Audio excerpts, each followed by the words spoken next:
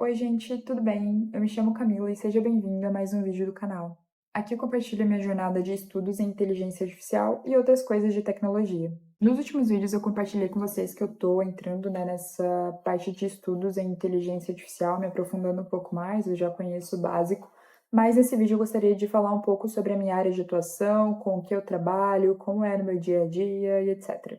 Eu trabalho com a RPA há quase 6 anos e nesse meio tempo eu já desenvolvi mais de 100 robôs. Então, se você está começando agora, está achando difícil, gente, tem muita coisa pela frente, tá? Tem muita coisa para ver, tem muito site ruim, mas tem muito site bom também, tá? Não desanime.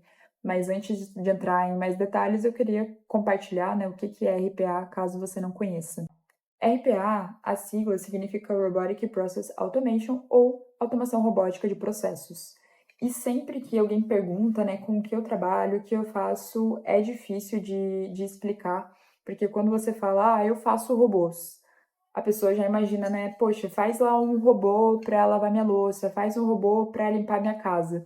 E aí até você explicar, né, que não é isso, que é um robô digital, que é como se fosse um programa de computador, acaba ficando um pouco confuso e tem gente que realmente não entende. Ah, beleza, você faz robô. E eu acho até um pouco difícil, sabe, de explicar, assim, de uma forma resumida, sem ter que trazer muitos exemplos.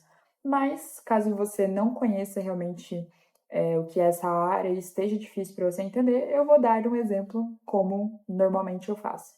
Então, imagina que você trabalha com a entrada de notas em um sistema. Então, você recebe, sei lá, 100, 200, 300 notas fiscais por e-mail e você precisa abrir cada uma dessas notas, copiar o CNPJ, copiar o valor, copiar o número da nota e colar no sistema.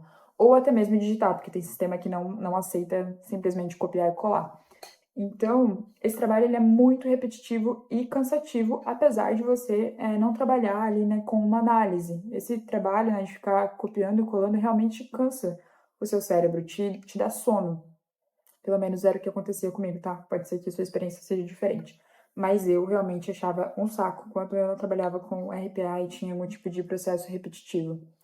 Então, além de ser, né, ruim para a pessoa que faz, porque ela acaba não trabalhando a parte crítica dela, né, aprimorando a parte de análise e a criatividade, também corre um risco para a empresa.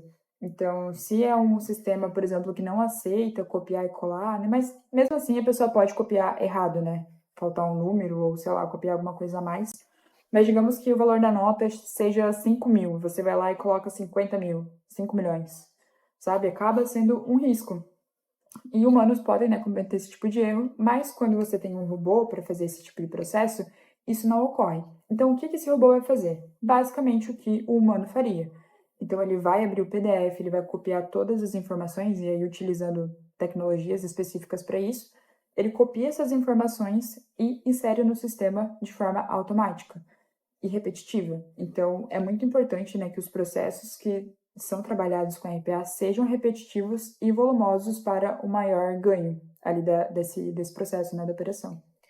Então, resumindo, ele pega e faz o mesmo processo que um usuário faria, ele é como se fosse o seu colaborador digital.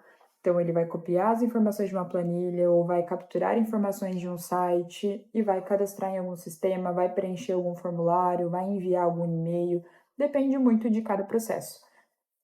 Processos comuns, né, que eu já trabalhei, são principalmente processos do financeiro, que o usuário todos os dias tem que entrar nos sites dos bancos e baixar arquivos para importar nos RPs. Então, todo dia ele vai lá, às vezes tem, sei lá, 50 contas, 20 contas, né, depende do tamanho da empresa, e ele tem que acessar conta por conta, baixar arquivo por arquivo, renomear e depois importar cada um desses arquivos nos sistemas.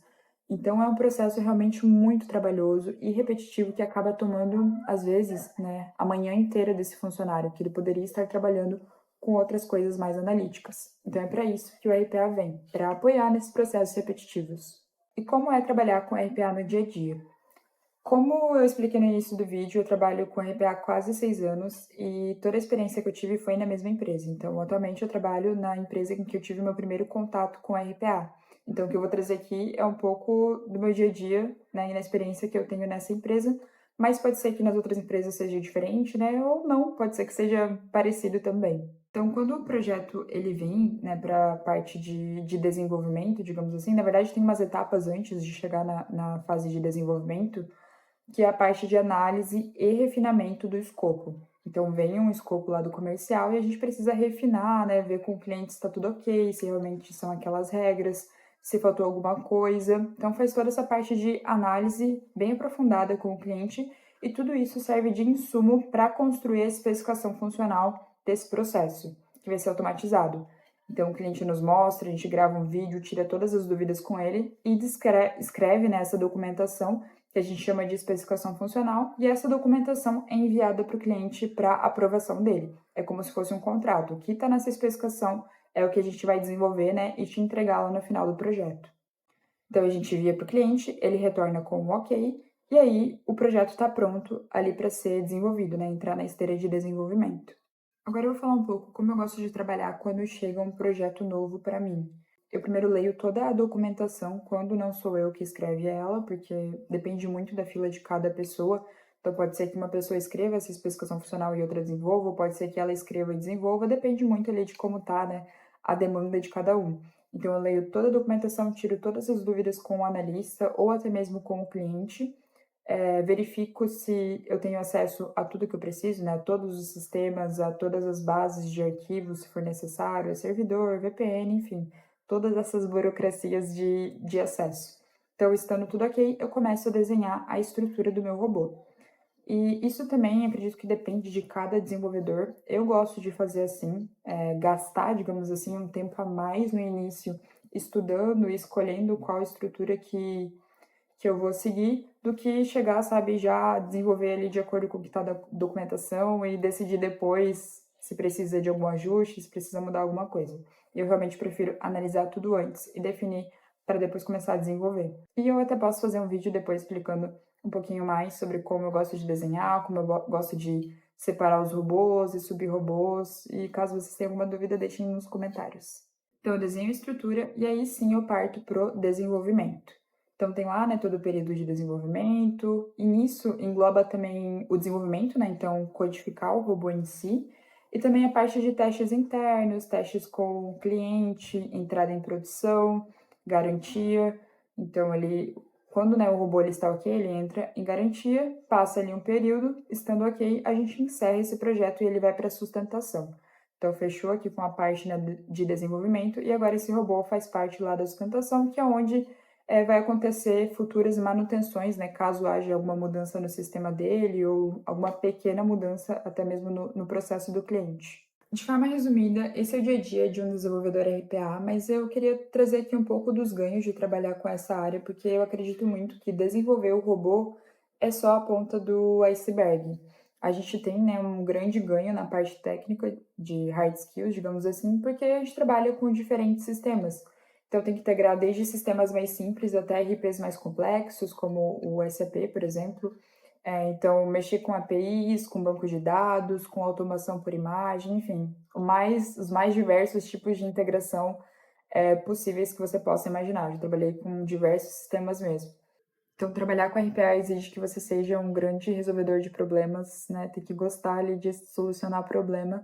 E você evolui muito nas soft skills também. E eu trouxe algumas que eu acho que são muito importantes e que fizeram toda a diferença para mim. Então, a primeira é saber se comunicar melhor. E juro, gente, quando eu entrei na empresa, eu não sabia nem falar direito com o cliente.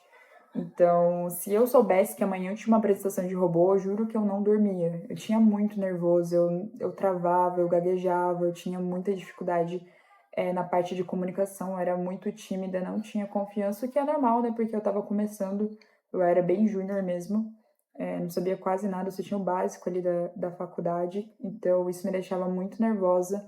Mas conforme eu fui apresentando, né, fui ganhando confiança, fui acompanhando também outras pessoas apresentarem, acho que isso é muito importante, observar, ver vídeo, ir atrás, sabe, para você melhorar mesmo. Eu fui ficando mais tranquila e hoje em dia eu gosto bastante de falar com o cliente, tirar dúvida, e acho que é super importante para sua carreira trabalhar essa parte da comunicação. O segundo ponto, ele está linkado também com a comunicação, mas é ter uma didática para fazer apresentações. Então, sempre no final do projeto, pelo menos na experiência que eu tenho, né, a gente apresenta o robô executador para o cliente e mostra para ele também como que ele pode visualizar as execuções, né, se deu tudo certo, se faltou alguma coisa, como que ele coloca essa automação para executar e também quais são os resultados que essa automação gera para ele. Então, eu acho interessante você ter uma didática ali, né, para tornar uma apresentação mais leve e que seja um sucesso ali, que o cliente fique realmente encantado. E o terceiro ponto que eu trouxe aqui é o conhecimento na área de negócio. Então, principalmente se você trabalha com clientes externos, numa semana você pode estar fazendo um robô para a área do financeiro e na outra você pode estar fazendo um robô completamente diferente, sei lá, para a área de RH. Então, varia muito e eu acho que é um conhecimento muito valioso que poucas áreas da TI, né, poucos cargos de TI oferecem essa oportunidade. Então é isso, gente. Espero que tenha ficado claro para vocês como é trabalhar na área de RPA e como essa área vai além de codificar. Se vocês tiverem alguma dúvida, podem deixar nos comentários. E se vocês também trabalham com RPA, gostaria de saber se a rotina de vocês é parecida ou não. Pode deixar aqui nos comentários que eu vou adorar ler. Se você gostou desse tipo de vídeo, se inscreve no canal que eu posso trazer mais conteúdo sobre isso e também documentar a minha jornada de estudos. Tchau, tchau!